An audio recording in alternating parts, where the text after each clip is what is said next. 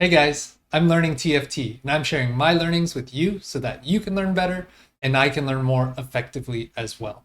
In this video, I'm going to talk about a completely broken Golemify combo, specifically using Golemify the Golem with Renekton's Bite to create an insanely overpowered Renekton.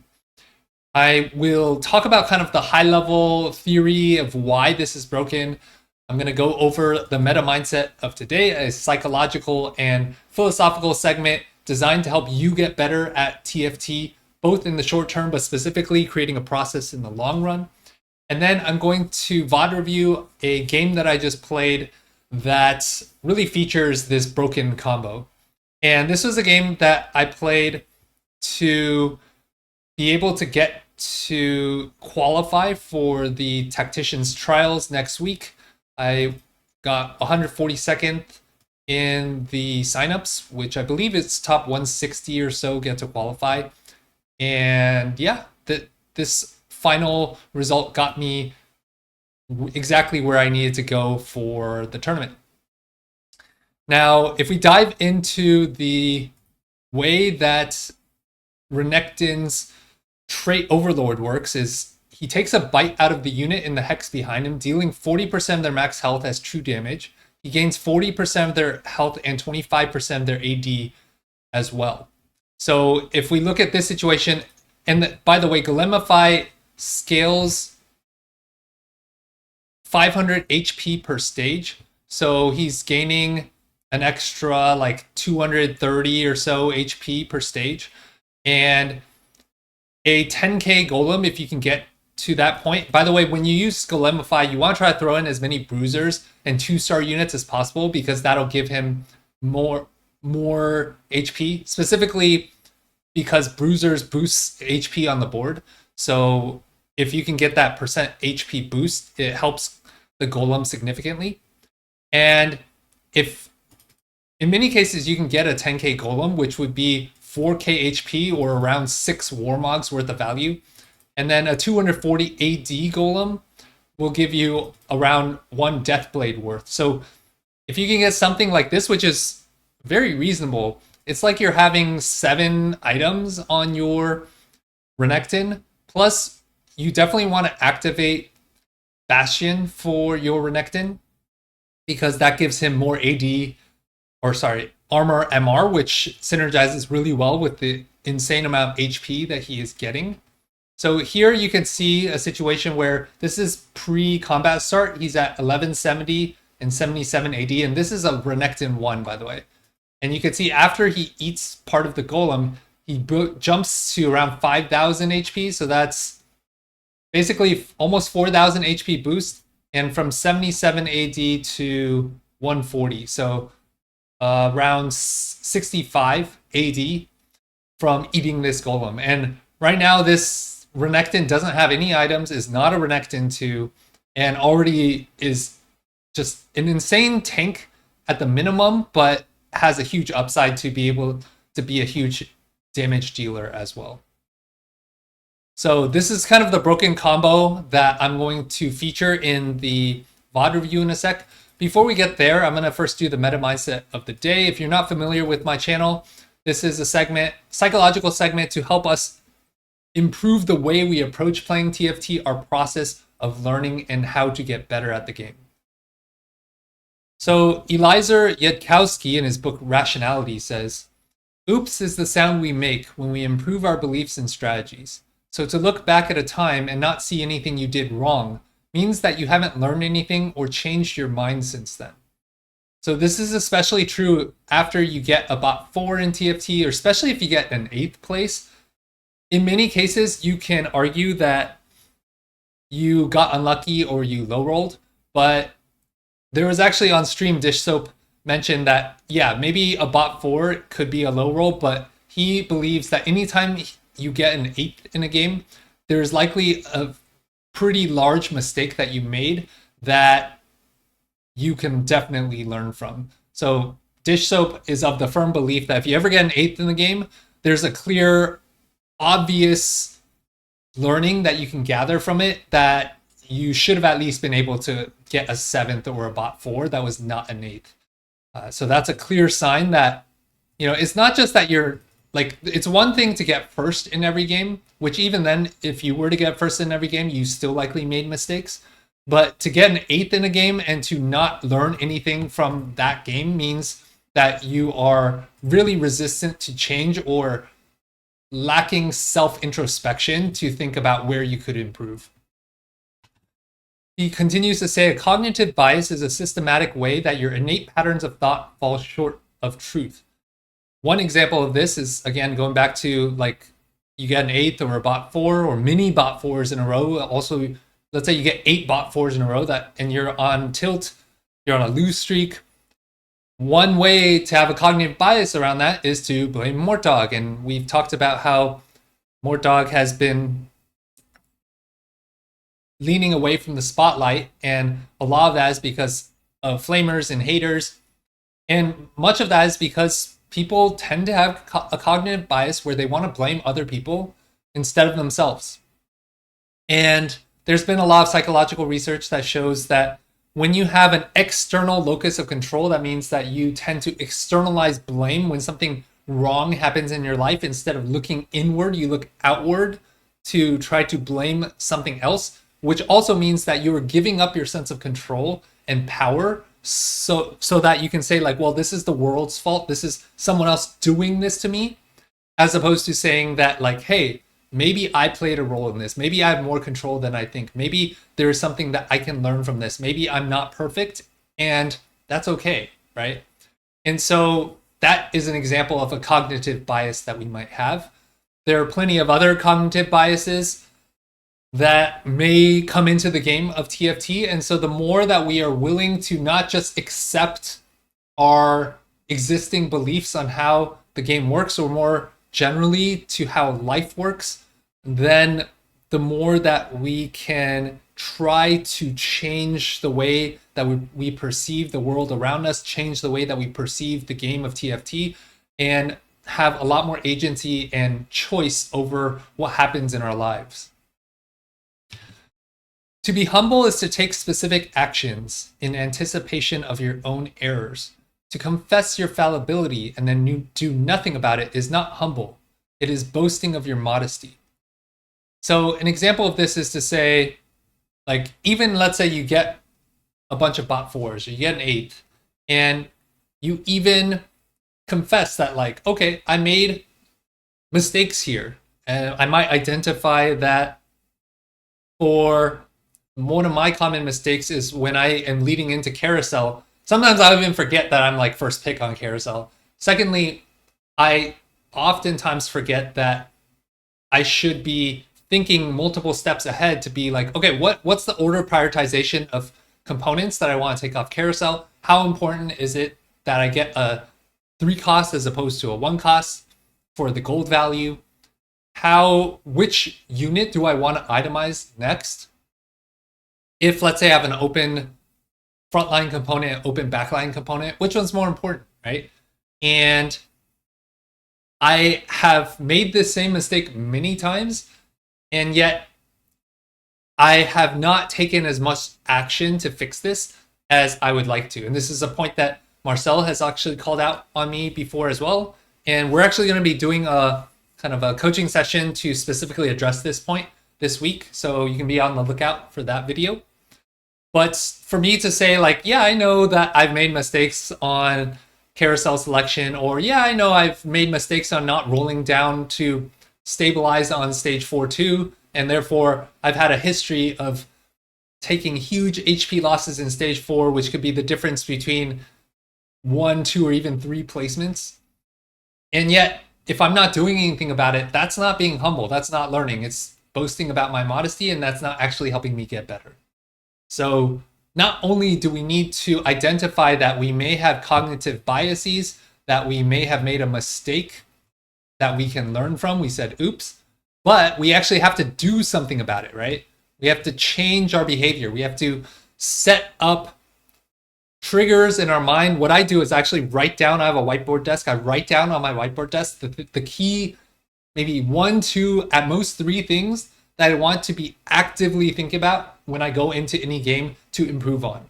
Because if we just say it one time, like, oh yeah, I know I need to do that, but we don't revisit it over and over and over again, we don't practice it deliberately, then we're not doing anything about it. And all we're saying is words that don't mean anything.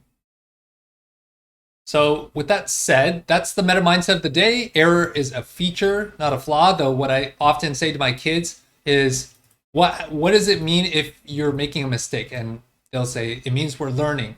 But what does it mean if we keep making the same mistake or keep making the same error? Well, that means we're not learning, right? So there's a distinction between error as a feature, not a flaw, where we must be willing to identify that we're making mistakes and errors, and that's okay, as long as we are learning from those errors and mistakes and we are changing our behavior and not continuing to make the same mistakes and errors over and over and over again. All right, so that's our meta mindset of the day. I am now going to jump into the VOD of the game that I played with the Golemify broken interaction. So I'm going to jump around a little bit on this just to be able to kind of get you to the key idea. But fundamentally, I do want to review this game because I think there were some key ideas here.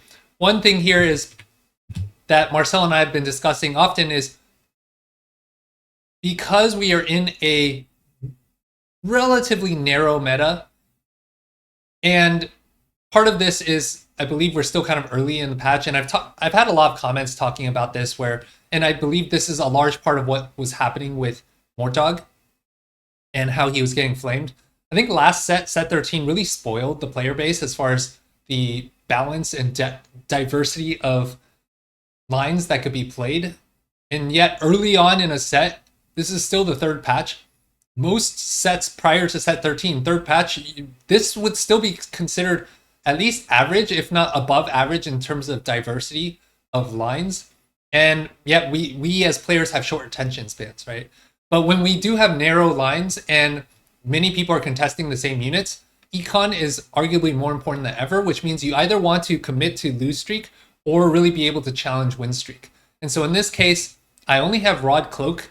To be able to win streak, you need to have 2-star units and slammable items, good slammable items that align with the units that you have. And I have neither of those right now. And so in this case, I'm willing to full open to be able to make 10 gold.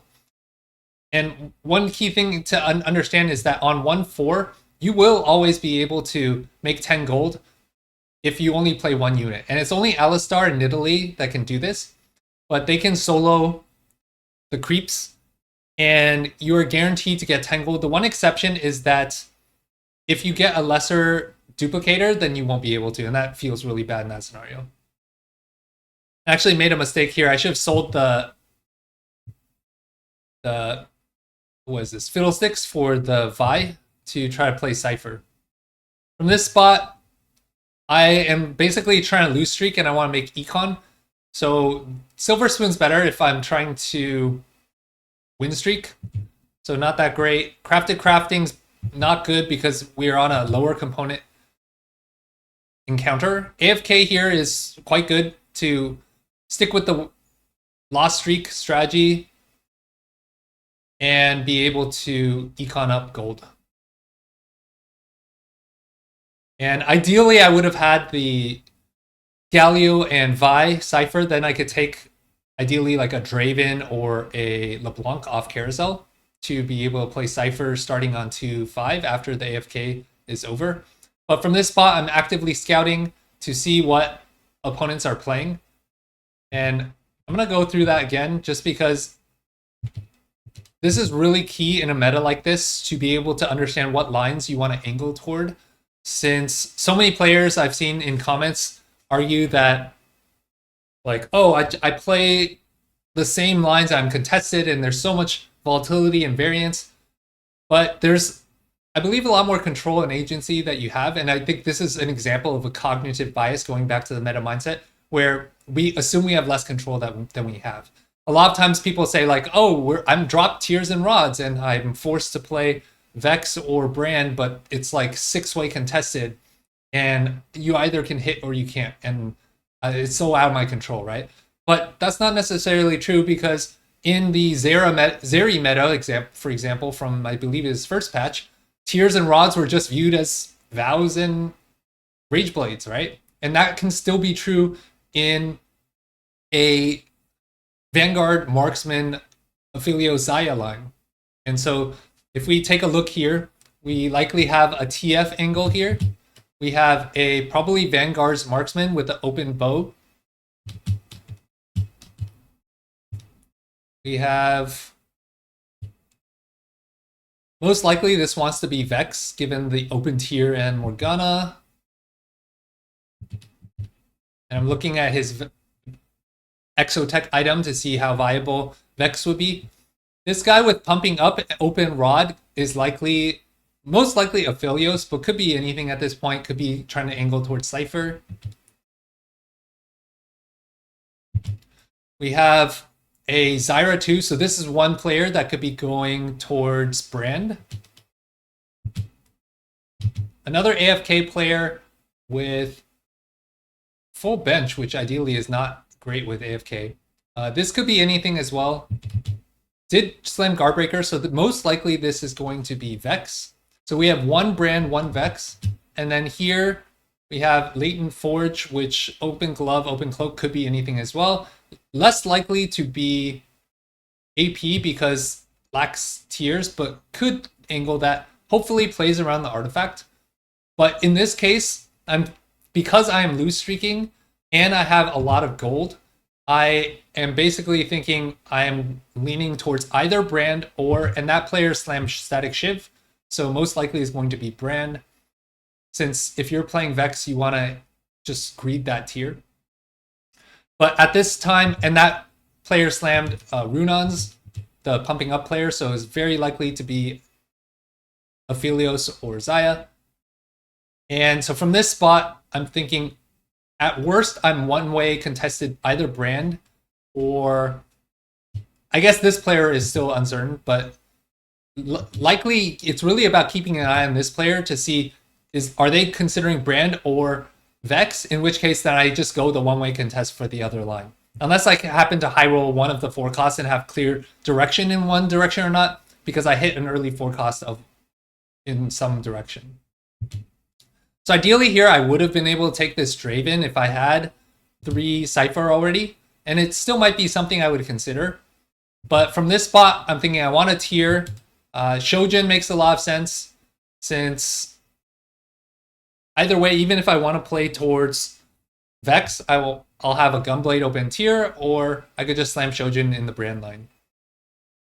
I get a bunch of gold. I'm still on 2 loss, so I want to continue the loss streak. And at this point, I could just put together strongest board. I don't mind losing or winning at this point. Like, it's the same amount of gold. 3 loss, you get the same amount of gold as... And at this point, I just decide to commit. Since I'm going to have... Like, this is the main opponent that I thought could be playing Brand. But I have so much more gold than Ripple here that I'm highly confident I should be able to hit. And that's a key thing. If you're playing contested, either Brand or Vex, 2-way contest, especially 3-way contest, you have to have more resources than them. Otherwise, you're just dead in the water. By having more resources, you can level up and roll on 3-7 or 4-1 and have a huge advantage over your opponents. Because the difference between rolling on level 8 where nobody else has any of your desired forecast is on average going to be something like 22 gold per unit of your desired forecast. And you can just Google TFT rolling calculator. If someone remembers, they can include a comment to ask me for the link if I forget. But if other players in the lobby have, let's say you're 3-way contested, and on the roll down, everyone hits a copy, someone has a pair, like there's 4 or 5 out of the pool, then it goes from something like 22 gold per your desired forecast to like 30 to 35, which is a huge difference. So with these item components, I can slam JG. Extra tiers aren't bad because I can make frontline items, I can make Static Shiv, and I have an extra belt for a glove. And so from a kind of item setup standpoint, I'm in a very good shape. And I'm still scouting. So Kai Wang at this point looks like he's actually going to contest Brand as well. So it looks like I might be two-way contested, like by two other players here. We'll have to go back to Ripple at some point. And when we look at these augments, I see Golemify here. By the way, another key thing about Golemify is it's really hard to take it when you're poor.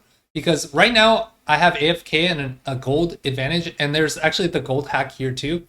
But if you take this without an econ augment or not on an econ encounter, you are losing all champions on your board and bench, which is a big econ loss, which means that you just might not be able to have enough gold to hit your board later. So if you take Golemify, you really need to make sure you are either full streaking to generate gold, you had an econ augment or an econ encounter. So that's a very key thing for this augment.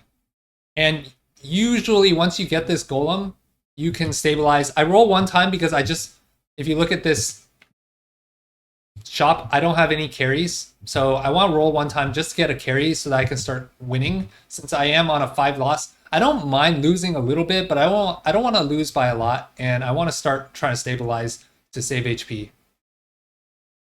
Plus I get golden ox here, so I'm thinking I might be able to generate some gold as well.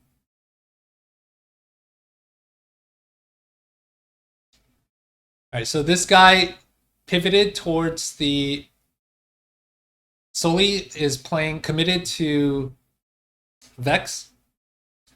And you can see he has double econ. He's going to be able to hit pretty reliably.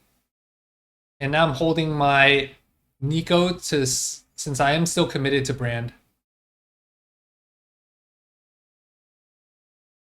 And still trying to play strongest board. This guy is going to go Aphelios playing Cypher.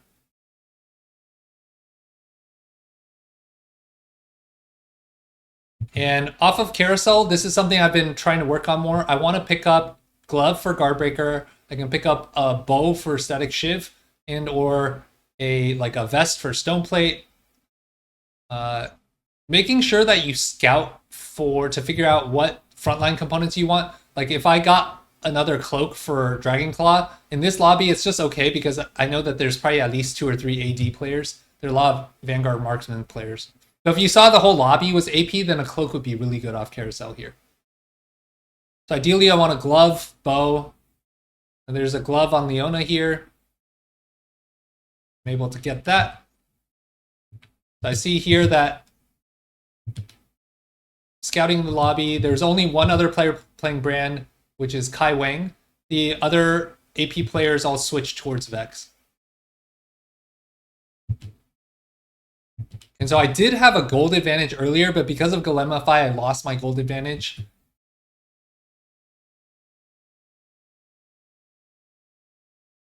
And continue to think about what strongest board is.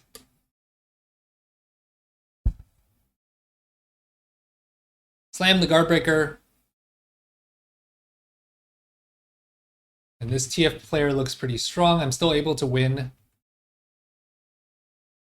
And now with the Echo, I'm thinking this Strategist board's likely higher because with the Golem, I have a lot of HP. Strategists get damage reduction. And with LeBlanc, you are just trying to get a lot more casts because every time she casts, she throws out an extra sigil, which deals more damage. So continuing to hold the Street Demon units.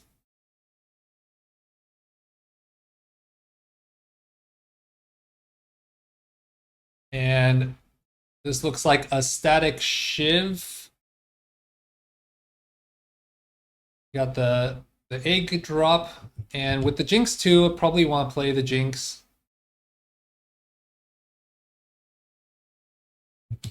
Oh, interesting. I decided to go GS. Yeah, I guess I could go. I guess thinking back, I could go another Shojin Spark here. But GS is just stronger for Jinx right now. I'm thinking, I don't know if I like this play. I wonder if,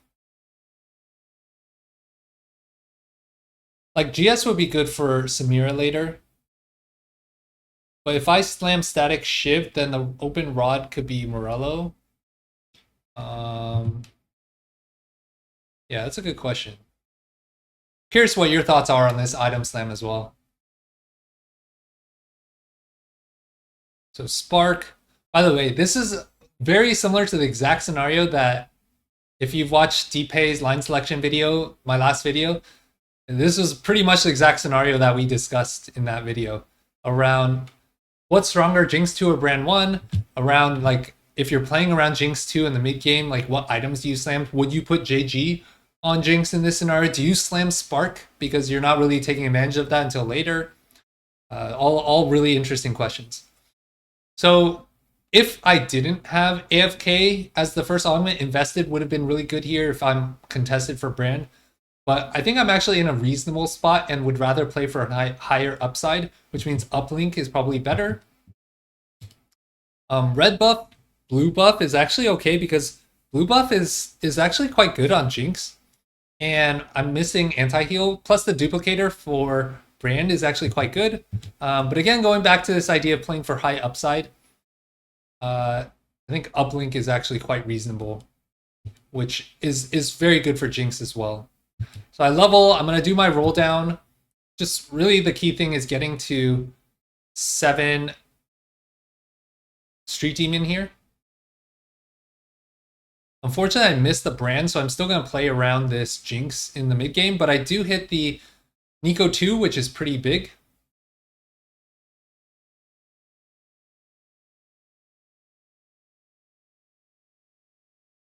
And Kai is my main opponent. He hit 1 Brand. He did not roll down, so from an econ standpoint, he has a pretty large advantage over me. But I did hit the Nico 2, which will make it harder for him to hit the Nico 2. And you can see here that even though he has the Brand, my Golem is doing work. And to be fair, like I rolled down all my gold, so my board's going to be stronger. But that's a pretty big win right there. And the Renekton, or the Rengar 2, just more frontline, is quite invaluable. And we're still quite stable here because we have the Golem, we have the Jinx with a very reliable frontline. Jinx, similar to LeBlanc, also scales with the number of casts. So this Golem synergizes really well. And looks like we're still pulling in some wins. So even though we didn't hit the Brand, understanding how you can stabilize this goes back to the point I made earlier around how do you stabilize even when you miss your desired forecast, right? So we have open tier, and we want likely static Shiv for Brand later. Get that bow. Oh, I'm thinking. Oh wait, never mind. I already have a Spark. So again, going back to planning ahead, right? So often I made this mistake where I forget what components I have or what items I made, and I double up on my utility. So definitely a huge leak in my game. So I want belt here just to be able to get a third 10 component. Finally hit the Brand. And now part of the question is, where do I want to move the items? This is actually the exact scenario we were talking about earlier. Is a Brand 1 with perfect items better or worse than a Jinx 2 with... I mean, Jinx 2 with these items are still quite good as well. And then I get the gold to try to hit the Brand. And I decide not to move the items, at least not on this turn. So this player is the Cypher cash out. Very strong. Hit Aphelios 2, Xayah 2. And we're going to take a loss here. So we really do need to hit the Brand 2. We're taking a look at Kai Wang, and it looks like he's going fast 9, which is interesting. So that, in my mind, I really want to hit the Brand 2 just to make it more expensive for him to hit later. And here, by the way, is where we got the Renekton. This whole Renekton bite golem concept was introduced to me by Marcel, so I definitely want to do a call out to Marcel. And I've seen this referenced in Challenger streams and games as well. I've never actually tried it myself. This is the first time I tried it. So really thanks to Marcel for helping me understand this idea. So I drop out of the Ziggs. I'm going to bite this golem and let's see what happens here. And I took some screenshots of this, but you can see here 1170 HP, 77 AD, and jumps to 5000 HP and 140 AD. And we can take a look at how this Renekton, and by the way, I don't have anti-heal yet, but Renekton has anti-heal, so keep that in mind. I still lost the fight, and the Renekton didn't do that much damage, but we'll see from a, and we do hit the Samira, we'll see from a damage taken standpoint how much he got. And because I'm not playing Bruiser this game, since I'm playing the Renekton, I could just take out the Mundo.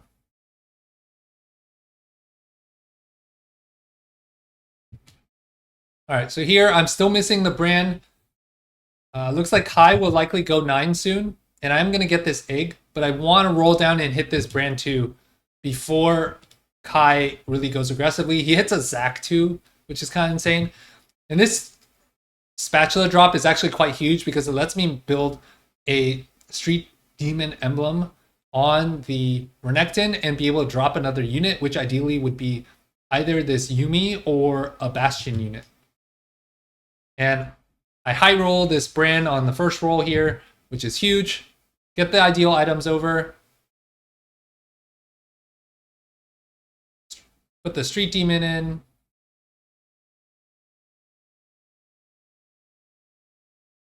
And I was trying to figure out positioning here. Also, I was trying to figure out positioning here to get greed redemption value on 2 really high HP targets versus getting the Street Demon value on the bonus. So that's something I was trying to figure out. And ideally, I want healing on Renekton.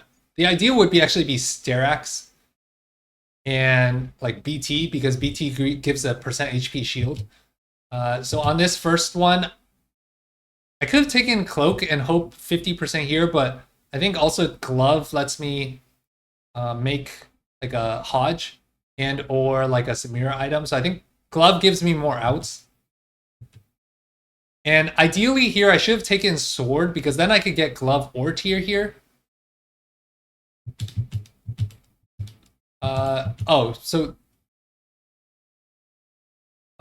Yeah, and then this should be Hodge here. Yeah, so I think I did that in the right order.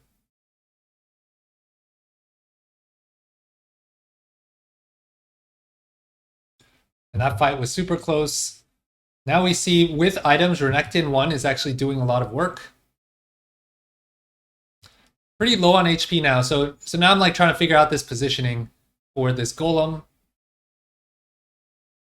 And I should have dropped a Sword because I have this uplink value. That was a mistake to not put that item.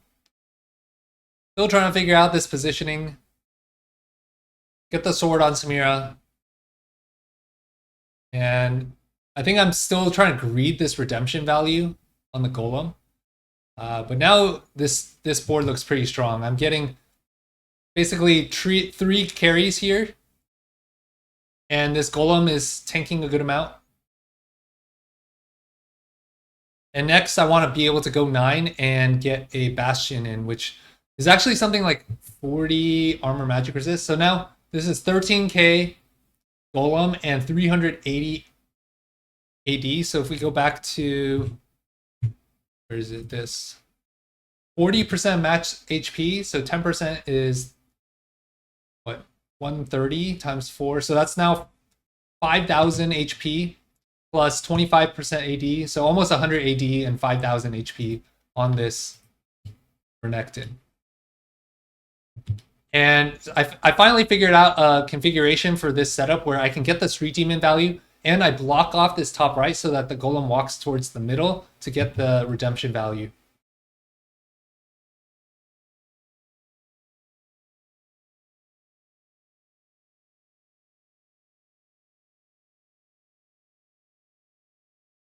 And so now my board looks reasonably strong, and bam, Brand finishes off the fight. Now Renekton's my second damage dealer. Remember, every round, or every stage, the Golem gets more HPs, which is pretty big deal. And take the Divinicore emblem, which gives me more Omnivamp. So I'm also thinking I just want a Samira item. But I also don't have anti-heal at this point. Renekton does have anti-heal, but just getting a little bit more consistent anti-heal across the board can make a lot of sense. Especially since if Renekton dies, then my anti-heal source dies as well. And I can now level for just one extra unit. I am on probably 2 lives, but every life matters at this point. So I level up. Put the cloak on a unit to get the uplink value. And this fight looks really close and barely win the fight. These are for sure all Renekton diffs because that extra HP makes a huge difference. We can still see Nico as the main tank, but the Golem and Renekton are soaking some damage up. Finally get the Bastion in, and now we're going to see our whole team is going to be so much more tanky. Bastion value, armor MR across the whole team, which is a huge benefit for Street Demon because Street Demon gives percent HP boost across the whole team. Ton of HP from the Golem, ton of HP for Renekton, and the Bastion bonus triples for the first 10 seconds of combat for Renekton. And so you can see here that my whole team is way more tanky. And this whole 3-star team, and now you see the power here, right? Renekton 1 tanking 6,400 damage. And this is against a very capped 3-star Braum, 3-star Draven, 3-star TF team. I roll the Renekton 2, and now I can definitely play for first. And hit Sedge, big upgrade over the Alawi. And then here I could go BT on the Renekton and then move the Hodge over to Samira. Or Sterax is actually hugely valuable. It also gives you a percent HP boost, which is also huge, and more AD. So this will give him more damage. And then keep the Hodge, move the GS over here. So ultimately decide to go with the Sterax over the BT.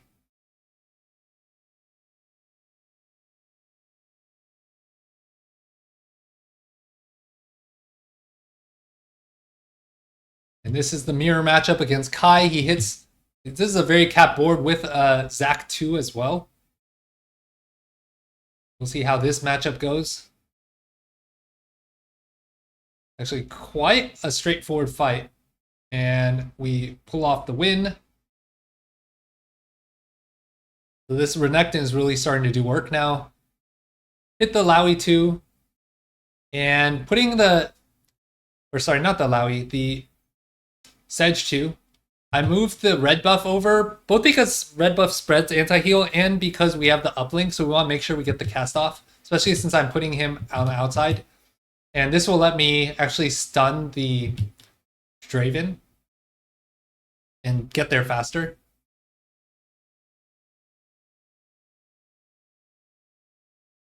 And this fight's looking really good.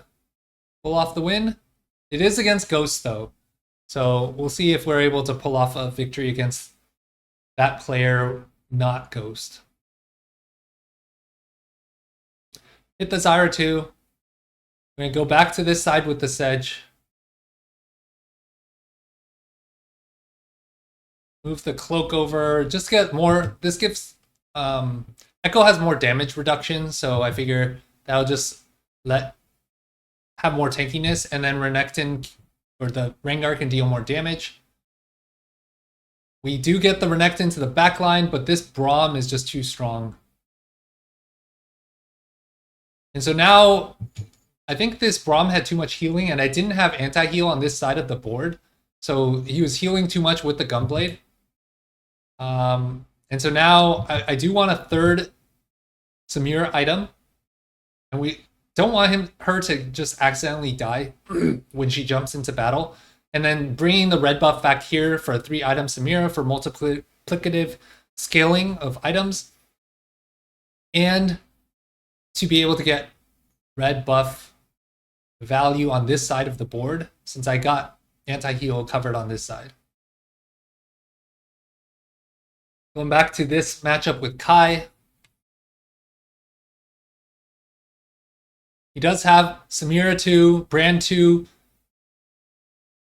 Ziggs 2, Zac 2. Like, this is a super cap board that Kai Wang had, right? Like, you look at this setup here. Also, Koboko 2. Like, this is as ideal of a brand cap as you can kind of expect, level 9. And yet, this Renekton Golem setup, and I'm on Samira 1, right? And he likely has a lot of blobs here too. This is a very easy win. I have trio carry here. The Renekton's doing a ton of damage, soaking up a ton of damage, healing back up, and the Samira 1 dealing a lot of damage as well. So now this is going to be the last fight against this player, and I'm actually thinking this is actually a very poor placement of this Darius, because it will allow me to stun his TF. If he keeps this here, I'm going to move this at the last second. And I want to keep a unit here to be able to have the Golem go towards middle to get redemption value. So I'm going to move this Renekton over here, or this Rengar over here.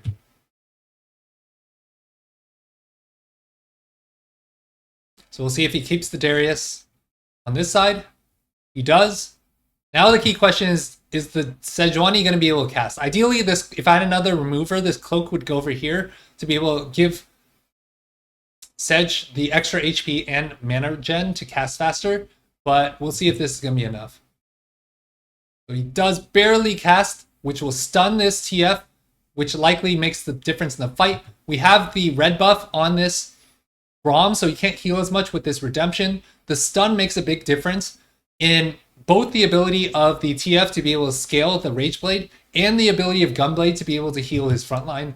Frontline goes down, Renekton going ham on the backline, and we are able to pull off the victory.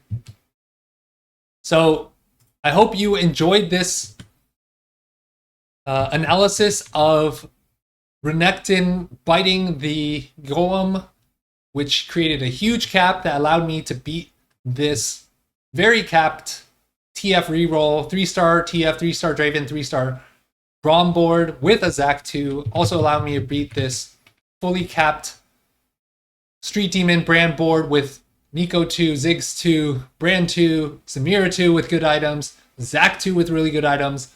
This setup here is one of the highest caps in the game, I believe. And anytime you get the opportunity to get Golemify with an econ setup into a capped board like this, you're going to do really well in your games.